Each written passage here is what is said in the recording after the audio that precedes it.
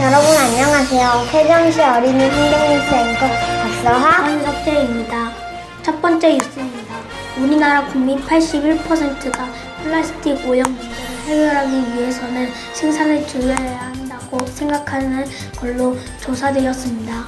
맞습니다. 플라스틱 쓰레기 문제의 심각성에 대해서는 전 세계적으로 공감대가 형성되고 있지만 어떻게 해결할지는 좀 다릅니다. 현장의 여유용 기자를 통해 알아보겠습니다.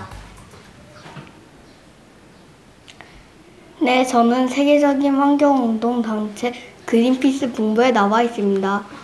아시다시피 플라스틱 쓰레기 문제는 재활용을 활성화해서 플라스틱 쓰레기 문제 해결하겠다는 입장과 생산 단계부터 해서 발생이 되지 않도록 아예 사용량 자체를 줄여야 한다는 주장이 있습니다.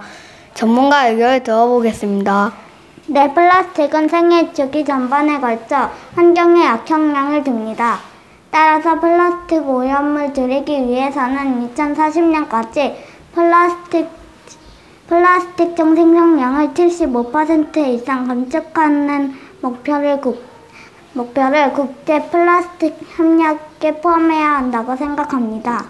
그럼 국제 플라스틱 협약은 어떤 건가요? 네, 국제 플라스틱 협약은 전 세계 다양한 국가의 정책 결정자들이 모여 플라스틱 오염에서 벗어나기 위해 플라스틱 생산부터 폐기까지 전생에 주기에 걸친 규칙을 만든 국제회의입니다. 12월 우리나라 부산에서 마지막 협상회의가 열린다고 하니 좋은 결과를 기대해 보겠습니다. 지금까지 여희용 기자였습니다.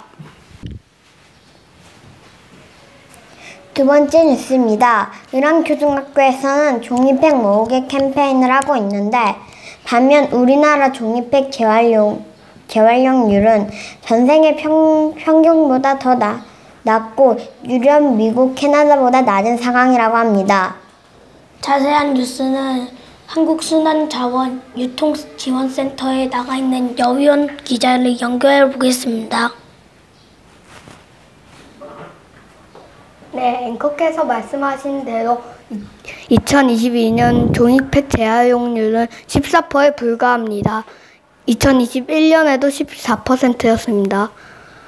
2018년 유럽의 종이팩 재활용률은 49%, 미국은 60%, 캐나다 53%로 우리나라보다 3-4배 차이가 납니다.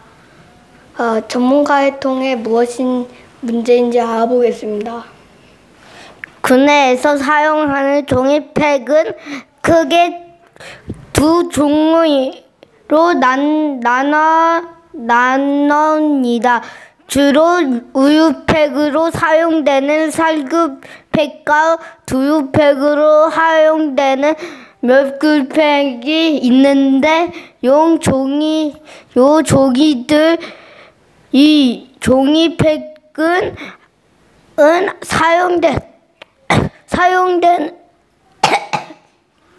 사용되는 살구팩과 두유팩으로 사용되는 멸균팩이 있는데 게 일반적입니다.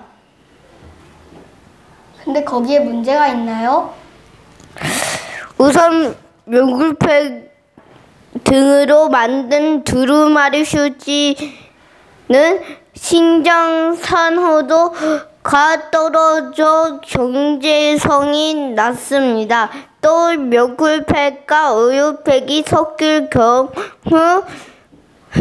후한 재활용이 힘듭니다. 분리해서 배출해야 합니다. 이상 여희용 기자였습니다.